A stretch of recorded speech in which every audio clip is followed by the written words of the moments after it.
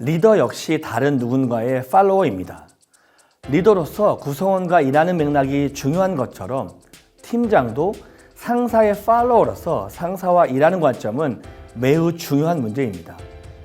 리더 여러분은 상사의 리소스인가요? 아니면 상사를 나의 리소스로 활용하고 있으신가요? 조직에서의 일이란 결국 의사결정의 질을 높여서 일의 프로그레스를 만들어내고 새로운 가치를 창출하는 통찰력에 달려 있습니다. 그렇다면 의사결정을 위한 통찰력은 어떻게 높일 수 있을까요?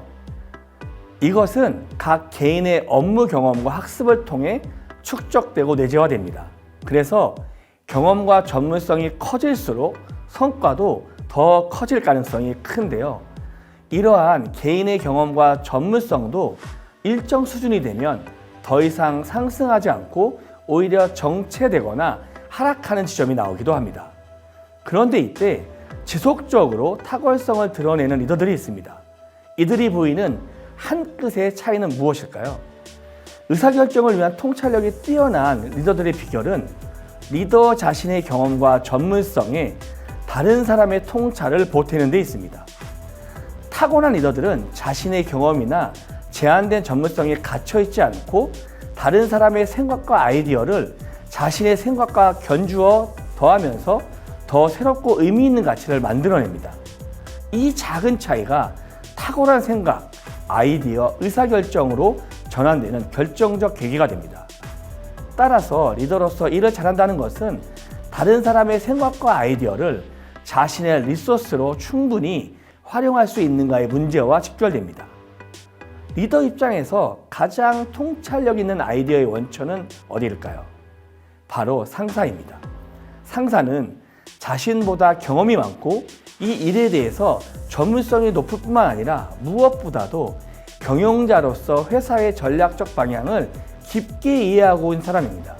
만일 추진하고자 하는 일에 대해 상사의 경험과 통찰을 보탤 수 있다면 그 일의 결과는 상사의 기대를 충족할 가능성이 큽니다. 그런 의미에서 자신과 상사의 관계에서 내가 상사의 리소스인지 또는 상사가 나의 리소스인지를 생각해 볼 필요가 있습니다. 기본적으로 우리는 상사의 팔로워인 동시에 상사의 리소스입니다. 그런데 타고난 리더들은 상사를 자신의 리소스로도 적극적으로 활용합니다. 그래서 상사와의 미팅을 두려워하지 않습니다. 특히 캐주얼한 미팅 자리를 통해서 자연스럽게 자신의 고민과 생각을 드러내고 상사의 통찰과 아이디어를 얻을 수 있는 기회로 활용합니다. 페이스북으로 유명한 메타에서는 매니지업을 강조합니다. 상사와의 관계를 능동적으로 관리하고 상사가 자신을 도울 수 있도록 팔로워가 먼저 적극적으로 행동해야 한다는 겁니다. 상사의 통찰은 팔로워가 하고자 하는 일의 방향을 더 명확히 하고 결과의 질을 높이는 기회가 되기 때문에 유능한 팔로워는 적절한 매니지업을 할 수 있어야 합니다. 그렇다면 효과적인 매니지업을 하기 위해서 어떻게 해야 할까요? 먼저 상사가 무엇을 요구받고 있는지, 상사의 가장 중요한 성과 지표가 무엇인지를 명확히 이해하는 것이 필요합니다.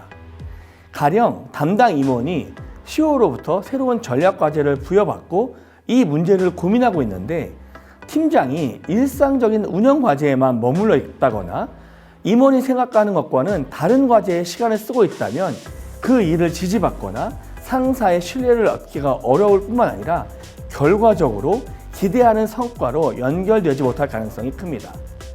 단위 조직의 리더로서 상사의 전략 과제를 탁월하게 완성도 있는 결과로 보여줄 때 상호 신뢰 관계가 시작될 수 있습니다. 일을 잘하기 위해서 상사와의 관계에서 가장 우선적으로 고려해야 할 것은 바로 커뮤니케이션입니다. 상사가 어떤 방식으로 소통하는 것을 선호하는지, 팀장인 자신과는 어떤 방식으로 소통하기를 기대하는지, 또 구성원과는 어떻게 소통하는지 명확히 이해하고 상사의 기대에 부응할 수 있어야 합니다. 사실 상사와의 자리는 누구나 다 불편하고 어렵습니다. 그렇지만 상사와의 미팅은 일과 성과를 공유하고 일의 과정에서 상사의 아이디어와 기대를 확인할 수 있는, 무엇보다 상사와 신뢰를 쌓을 수 있는 가장 좋은 기회입니다.